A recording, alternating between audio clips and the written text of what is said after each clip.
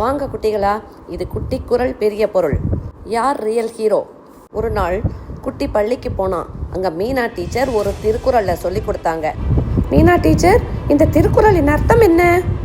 மாணவர்களே, இதை பற்றி புரியறதுக்கு ஒரு ராமாயண கதையை சொல்கிறேன், கேளுங்க. ராமாயணத்தில் சீதையை இலங்கைக்கு கொண்டு போனான் ராவணன். சீதையை தேட ஒரு பெரிய கடலை தாண்ட வேணும். அந்த கடலை பார்த்து பலரும் பயந்தார்கள்.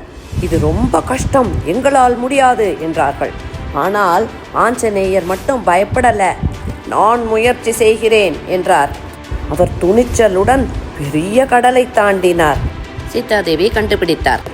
மாணவர்களே, கஷ்டமான வேலையை முயற்சி செய்து முடிப்பவர்கள் தான் உண்மையான ஹீரோ. இதத்தான் திருவள்ளுவர் செயற்கரிய செய்வார் பெரியர், சிறியர் செயற்கரிய செய்கலாதார் அப்படின்னார். கஷ்டமான வேலையை முயற்சி செய்து முடிப்பவர்கள் தான் பெரியவர்கள்.